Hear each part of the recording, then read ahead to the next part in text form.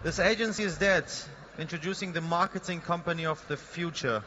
Please welcome Matthias Riedl, co-founder and chief growth officer of DC Media Networks. Welcome, Matthias. Give me a warm hand for him. Rock and roll is starting here. The guitar is here. What's happening? A lot of crazy things, I guess. The stage is yours. Thank you so much. Cheers. Hello, you rock stars! Are you ready to rock? Come on, are you ready to rock? All right. You wanted it. It's your fault. So you're with me now. All right, also you.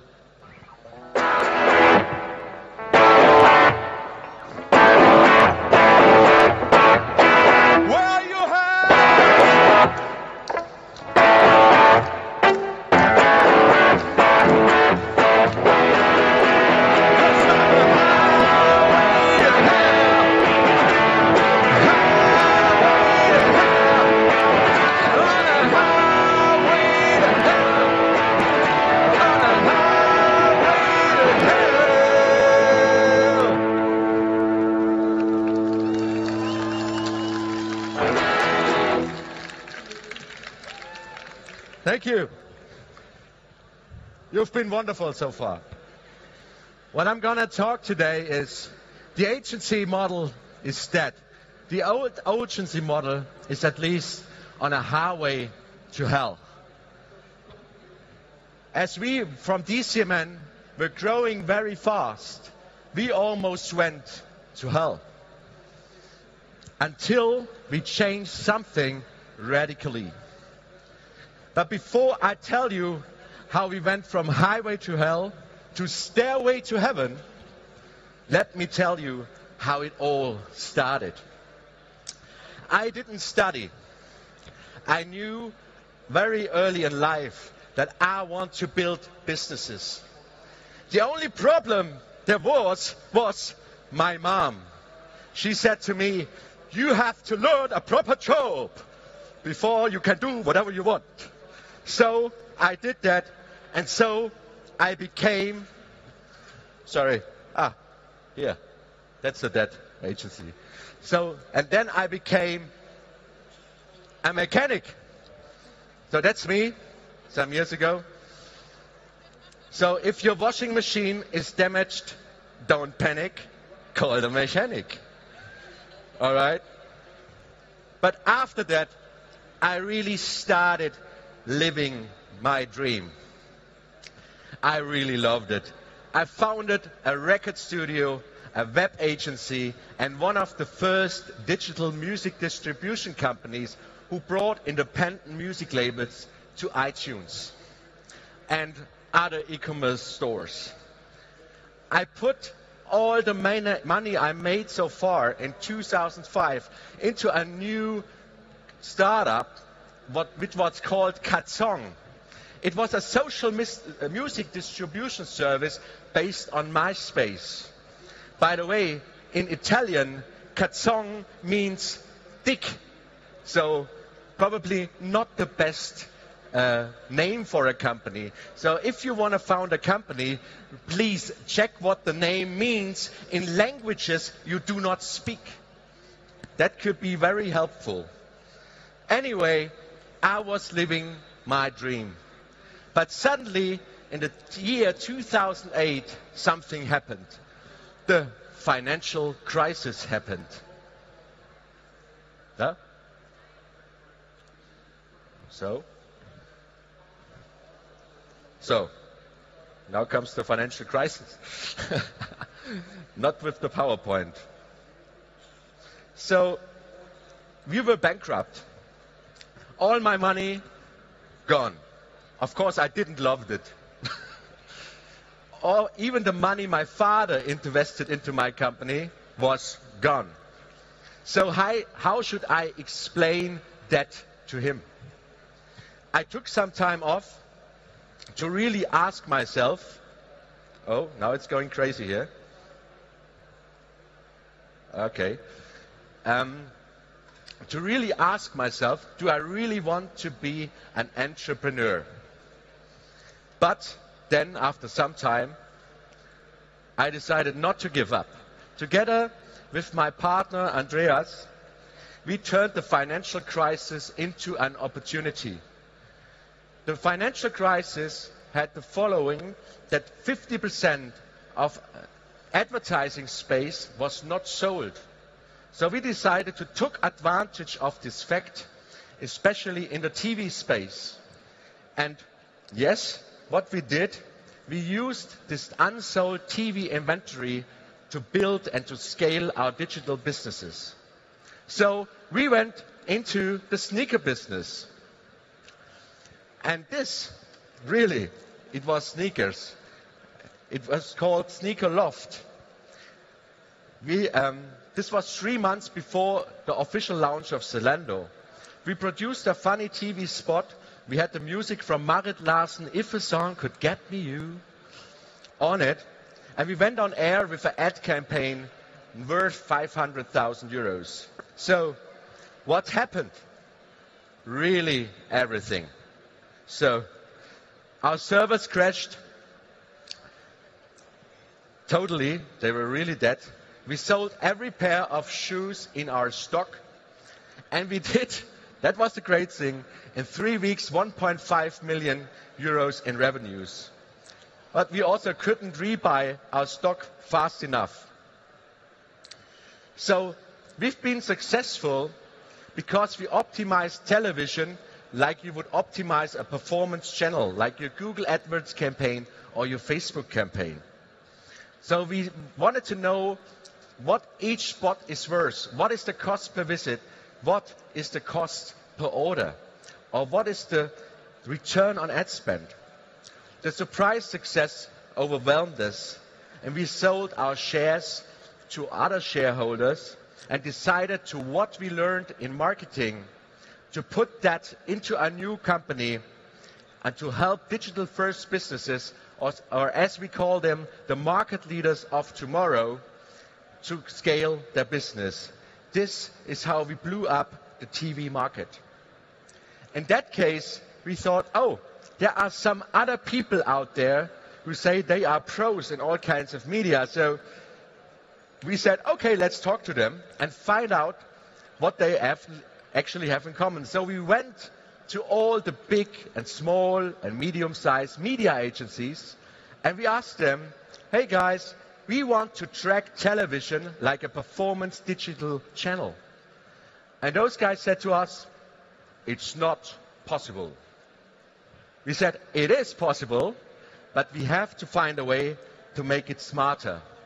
So we programmed our first TV tracking software, founded DCMN, and the software today is called DC Analytics. But this business we founded was growing very, very fast. And it was going really well. Only in the past 3 years, we went from 91 to 143 in 2017 till today, over 180 full-time employees worldwide. Our first clients were Mr. Specs, followed by Spreadshirt, Napster, Outfittery, and Wir kaufen dein Auto, and many more. So we were growing and growing, profitable year over year by 100%. We grew internationally. So we opened offices overseas. I'm just coming back from our wonderful colleagues in Cape Town. And we grew in services and in clients. Right now, we are serving over 170 digital-first businesses worldwide that are growing with us. But also, very important, in 2017, the result of this growth was our beer stats. So surprisingly, for me not surprisingly, Rothaus Tannenzäpfle is the most consumed beer in our company. So that's a very important fact, only 2017. The result of this fast growth was that our company structure wasn't always keeping up with how fast things were changing. So our growth came with some really big challenges. So when we reached almost 100 people by the beginning of last year, we really asked ourselves 3 questions. Question number 1, how can a marketing company structure itself to best serve its clients? Number 2, how can any company maintain high growth without losing its core culture and values? And number 3, how can a marketing company stay agile in today's fast-paced world? Growth challenge number 1. How can a marketing company structure itself to best serve its clients? If we maintain growth, our first objective is keep the client. How do we keep the client? By delivering what the client wants. In our case, our clients want growth, efficient growth, growth in place where they or their competitors not even have thought of. So what do they want?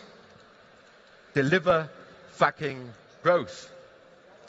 So, growth challenge number 2. How can any company maintain high growth without losing its core? You do not want one person in your company go into another direction. You want all people to be aligned and go in the same direction. How do you do that? By defining a vision, a mission, and guiding principles, how we call them, how you want to treat yourself, your client, and how do you tackle things, and give the strategy which is very, very clear. We did that in a 1 year last year, where we involved all our employees, that then they told us what is important for them, and basically today we are super proud having guiding principles which were developed completely by our employees. And of course, fun. If you ask anyone at DCMN, why are you working at DCMN? Why did you decide to spend your lifetime? And it's important, it's lifetime, it's not work time. And I really believe there is no work time today. It's lifetime. So most people say it's like working with friends. We work hard, but we also play hard. And this picture was from our retreat, from our company retreat last year in Italy, where we had a complete castle for us and a lot of fun. By the way, this year, we're going to have an island, so it's fine. And we have a lot of fun together, of course. Growth challenge number 3. How can we as marketing company stay agile in today's fast-paced world? This is the most crucial point. Why is that? Because we do not build cars. If you build a car, and I'm a big fan of Henry Ford, but you can predict each step of the production. Why? Because everything is clear in the beginning. What extras you want, which engine, etc. When you work in advertising, every day is day 1. We believe it should be. How do you react if a competitor of you comes into the market with a very strong campaign? Do you don't react? Do you do not adapt your strategy to kind of answer to this? Of course, you need processes, but they should be like following what the client market needs are, and they should be as less as possible. That brings me to what we did. While we grew, our company structure was super flat. I'm sure a lot of you have like startup experience. So as we grew, we said, we need departments. And we made departments. So this is maybe something a lot of you are aware of. We tried to make advertising like you build a car. The consequences, more process, less flexibility, less fun. We realized that in the beginning of last year, in 2017, and we immediately took action and we looked out how can we solve that and how can we tackle that. In all the way, in all our thinking, we put the client in the center of all our thoughts. And this is how DCMN looks today. You see, interdisciplinary, client-centric teams, the client in the middle of it. So, and every client has different needs, and so we could answer them. All the decisions, all the responsibilities are made in the team, not in the management. So, and this, if you look at this, this could be something, oh, that's super funny, but it looks a little bit chaotic. But actually, it's not. Because there's a method behind this madness. And we based this on a theory which is invented and discovered in the 1960s by social psychologist Douglas McGregor. He saw that there are two different styles of management. Theory X is the top-down approach, which most of the company we work in using that. And Theory Y is the participative approach, where you have a completely flat hierarchy. At DCMN, we decided to go for this beta approach. Today, Theory X, we call it alpha, and Theory Y, we call beta. It sounds better, more sexy, you know it. So it's a beta structure. So let's look, what is the problem with an alpha structure, a top-down structure in a company? So alpha makes a clear distinction between thinking people, the management, and executing people, the workers. And these principles have been applied to all kinds of work.